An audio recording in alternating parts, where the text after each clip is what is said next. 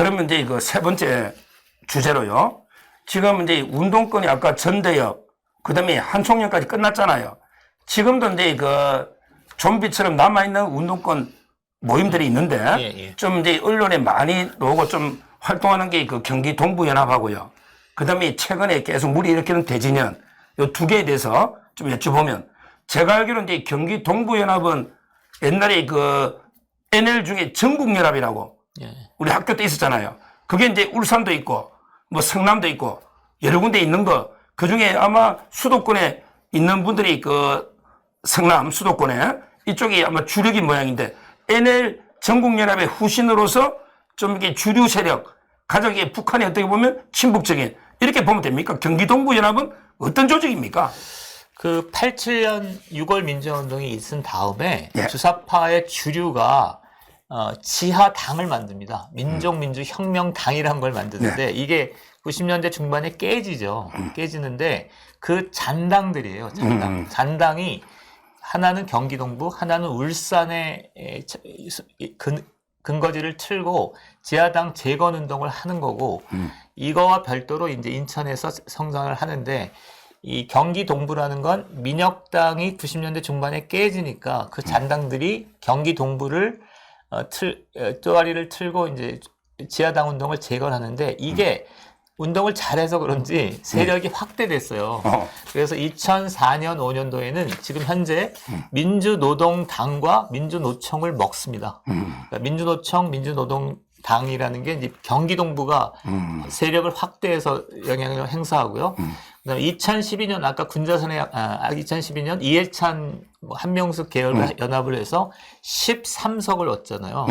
그다음에 그 직후에 이제 이석기 사태가 터지면서 깨지거든요. 깨지는데 그 후에도 이제 민혁당이 계속돼서 지금 쭉 가서 이제 그걸로 깨진 게 아니라 민주노동당이 진보당으로 하고, 진보당이 최근에 국회의원 한 석을 얻었죠. 이게 강성이고, 그다음에 의외로 호남 지역 농민층을 중심으로 급속히 세를 확대하고 있습니다. 이게 진보당의 흐름이고요. 그리고 이 경기 동부가 아주 20년 전에 비정규직으로 사람들을 파견해서 비정규직 운동을 장악하기 시작해서 현재 민주노총 집행부가 전부 다 경기 동부입니다. 요게 다시 한번 요약하자면 2013년 이석기 사태로 경기 동부가 깨진 것처럼 보이지만 현재 진보당하고 민주노총으로 지금 경기 동부는 재기에 성공한 상태입니다. 제가 근데 우리 사회의 가장 암적 존재로 민노총하고 정교조 많이 하는데, 지금 민노총을 비정규직이 이제 장악하고 있잖아요. 민노총을 장악하고 있는 것도 이제 그 경기 동부연합이고, 그 다음에 우리 옛날에 민노당 이정희, 그 후에 이제 정의당, 지금 진보당 있잖아요. 이 진보당도 완전히 장악하고 있는 게 경기 동부연합이다. 이렇게 보면, 근데 이번에 강성희 국회의원 할 때 이재명 민주당에서 후보를 안 냈잖아요. 연합했잖아요. 그러면 이제 그 경기 동부연합하고 이재명이도 지금까지도 이게 그때 제휴를 했다 했는데 2010년에 성남시장 할 때 지금 이게 대선까지도 경기 동부연합하고 이재명이가 지금까지도 밀착돼 있다고 보면 됩니까? 예, 그게 제일 문제입니다. 그러니까 이재명 정도가 아니라 이해찬이나 한명숙 정도 되는 리더급, 우리나라 리더급 정치인들이 주사파 정치 세력에 대해서 매우 온건한 태도를 보이면서 이번에 강성희 국회의원도 민주당이 후보를 안 내면서 당선이 된 거거든요. 그래서 전 사회적으로 그러니까 주사파 친화적인 우호적인 어떤 정치 환경이 마련돼 있어요. 그래서 그게 가장 우려되는 거죠. 이재명 정도가 아니라 민주당 전체가 그렇습니다. 그러니까 이해찬이나 한명숙이가 연결돼 있다. 그런데 여기서 이제 궁금한 게 정의당이라는 당도 있잖아요. 정의당은 이제 옛날에 그 죽었던 노회찬, 그다음에 그 심상정, 이 자들은 이제 우리가 보통 말하는 PD, 민주, 쉽게 말하면 이게 노동운동하던 이게 노회찬이나 심상정 이런 데 명망가들이 정의당을 이끌어서 몇 석씩 받았잖아요. 근데 지금은 이제 진보당한테도 지지율이 밀리거든요. 그러면 심상정이나 노회찬이 이제 가고 나면 지금 정의당도 NL 운동권이 서서히 장악하면, 그럼 이게 결국 경기동부연합이 진보당과 정의당도 다 장악해서 합칠 가능성도 있습니까? 정의당의 진료는 어떻게 봅니까? 정의당은 세 세력이 있는데요. 하나가 이제 심상정 노회찬 같은 PD가 있고, 예. 잘 모르실 텐데 정의당의 주류도 주사파입니다. 네, 좋습니다. 인천파의 주사파고요. 그다음에 유호정 장혜원 의원 등 페미니즘이나 뭐 그런 거를 하시는 분들이 연합을 해서 만든 건데 지금은 양당 체제가 격화되니까 거의 정의당은 존립하기가 어려울 걸로 보이고 정의당을 구성했던 주사파 일부가 아마 정의당이 제3 진보정당의 어떤 저기는 진보당한테 물려줄 거로 진보당한테 뺏길 걸로 보입니다. 그러니까 정의당이 이제 그 잡탕 정당이었네. 잡탕 정당. 예를 들어 이제 PD 심상정 노회찬 이쪽. 예. 그다음에 유호정 아직 사퇴 안 하고 있잖아요. 비례 월급 받으려고. 예. 그 분당에 출마하거든요. 이런 이제 여성 페미니즘 이런 당들. 그다음에 주류는 인천의 NL들. 예. 이렇게 잡탕인데 결국은 NL들은 진보당으로 합치어버리면 정의당은 이제 공중분해자가 없어진다 보면 됩니까? 예, 없어지거나 아니면 거의 존재를 찾기 어려운 정당으로 남겠죠. 군소 정당, 아주 마이너 정당으로 남겠죠. 예. 그러면 이제 그 두 번째 그 대진년 있잖아요. 예.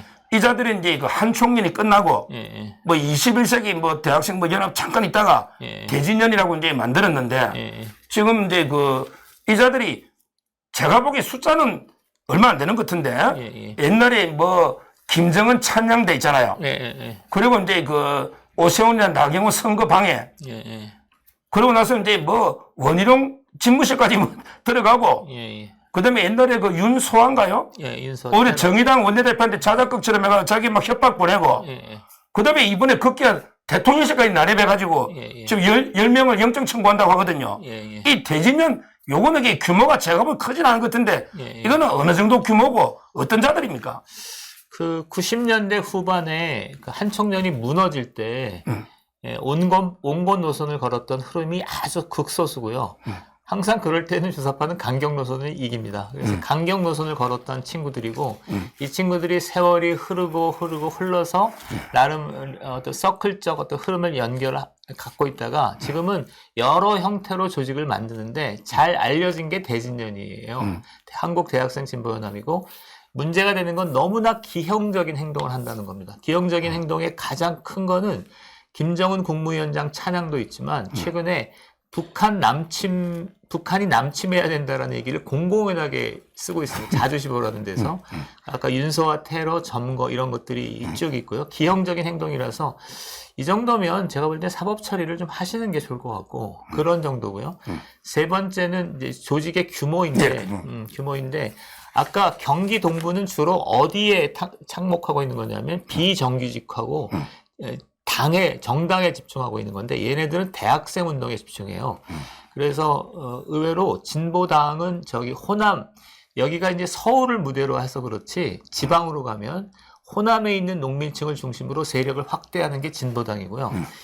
전국에 있는 마이너 캠퍼스들, 마이너 대학을 중심으로 세력을 확대하는 게 물론 크지는 않습니다. 크지는 않은데 대진년입니다. 그래서 대진년, 민중민주당 이런 건데 얘네들이 제가 추론 건데 한 1년에 한 100명 이상은 조직화를 하는 걸로 보입니다. 그래서 그리고 세 번째 조직화하기 때문에 마이너 대학생들을 조직하고 얘들을 데리고 뭘 하냐면 촛불 집회 같은 걸 하거든요. 서울에서 지금 촛불 집회 열리는데 그 촛불 집회의 실무력의 한 30% 이상이 얘네들입니다. 40% 정도. 촛불 집회 실무력의 30%. 네, 30%. 그러니까 이를테면 앰프도 나르고 뭐 이래야 되잖아요. 그걸 한다거나 노래를 부른다거나 이런 거에 한 100명, 200명을 조직해서 얘네들을 촛불 집회에 데려다가 하는 그런 양태의 활동들을 하고 있죠. 그러니까 지금은 이제 뭐 진짜 사회 암적 존재니까 너무 그 어린 학생이 뭐 알겠나 이게 관용으로 베풀 게 아니고 저도 이제 그 대통령실까지 난입하면 이거는 이제 그 음악에 준 테러 음악에 처벌해야 된다 이렇게 보고요.